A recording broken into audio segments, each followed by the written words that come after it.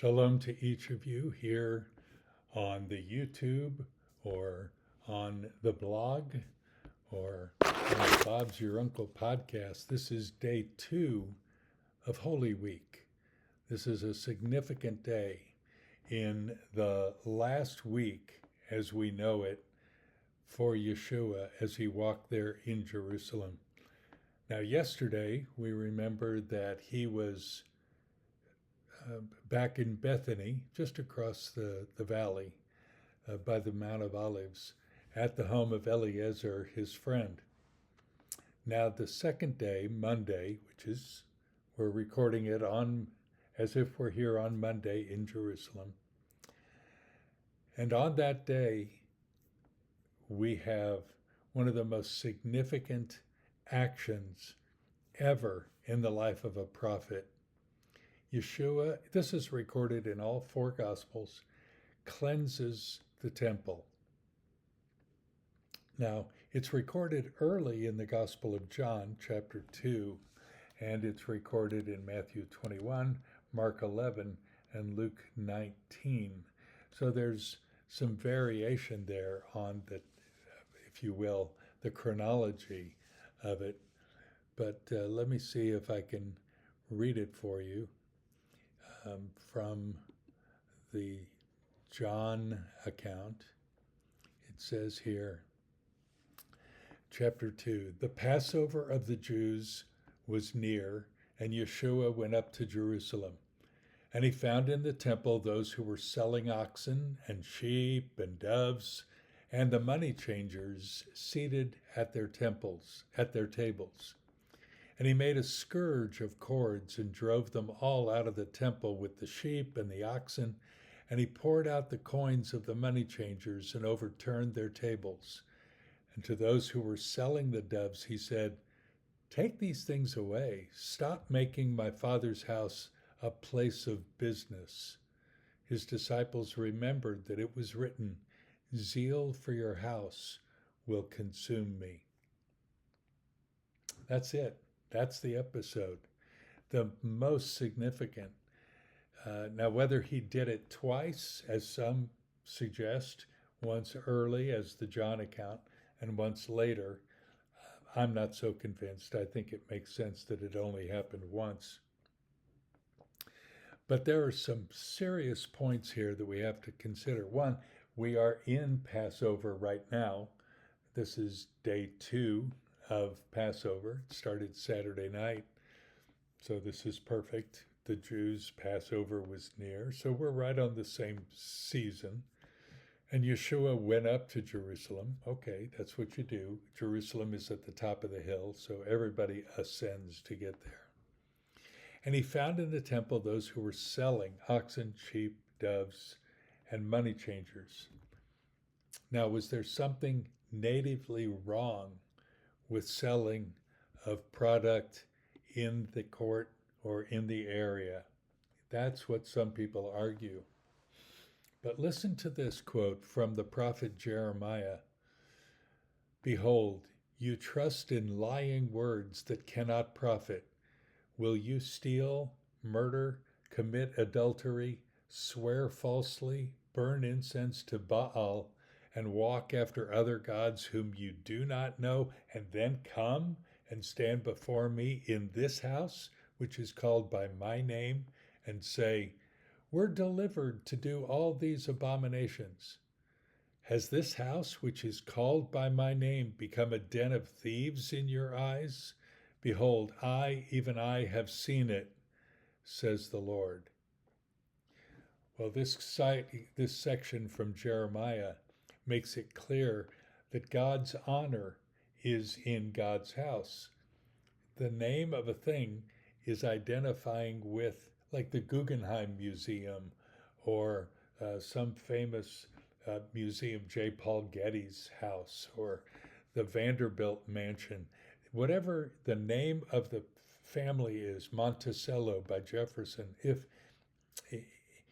the household name carries the honor, the dignity, the yichus, as well as the stipulations of and the manifestations of the relationships that that family wants to maintain. Here, God says through Jeremiah to the Jewish people that we've messed up and that we're not doing it exactly right. Our misbehavior is evident there in the house.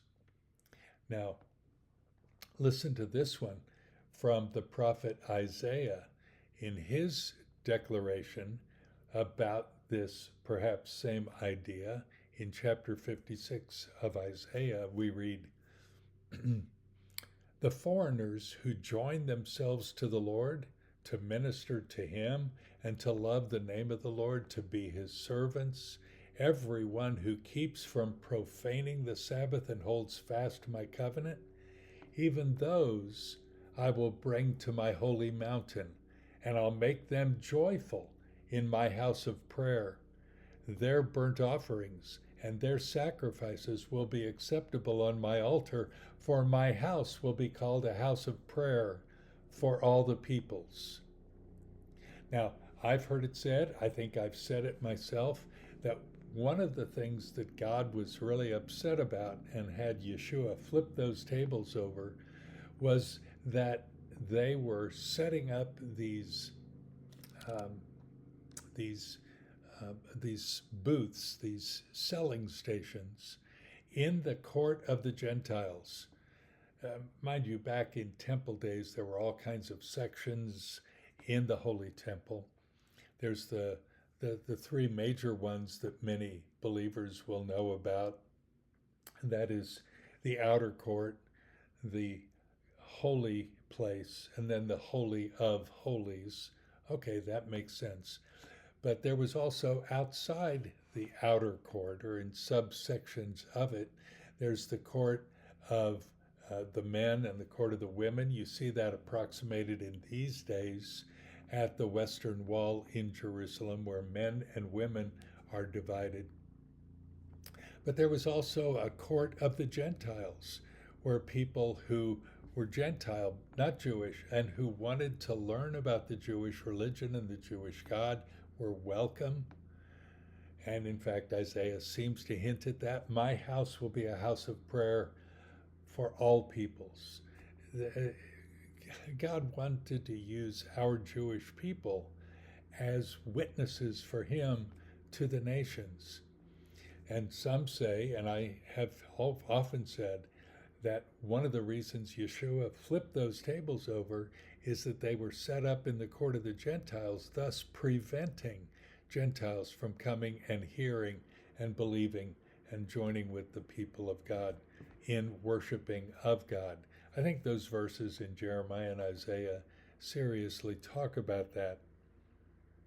So what should be our takeaway today on day 2 as we consider what Holy Week means? Well, I think we have to consider those words from Jeremiah when we live wrong, when we misbehave, and we break those commandments. When we do that, God sees that, and he's not happy about that. Now, is he going to flip all the money changing off in our life? And is he going to throw us around in his holy temple? No, not necessarily. But let me just say this way. You have two hands. The right hand is the hand of mercy. The left hand is the hand of judgment. God is not a one-handed deity. He has both hands. And there's a time when mercy stops and judgment befalls us. So I think the lesson here is make sure that you're living right, you're living clean. It's not just singing Dayenu at your Seder. There's got to be much more than that to live holy, caring for the widows and the orphans. These are things that the Lord really wants us to understand. In tomorrow's episode, we're going to see Yeshua and a fig tree and some curses coming on some leadership. He's making it clear that there are consequences to our misbehavior. So let's live right today. And let's make sure that we're keeping our activities out of the court of the other team so that they can come in, so that everyone can hear, understand, believe, and get to know the living God. That's my understanding, and that's my takeaway today in this day 2 of Holy Week. I'll see you tomorrow. Shalom.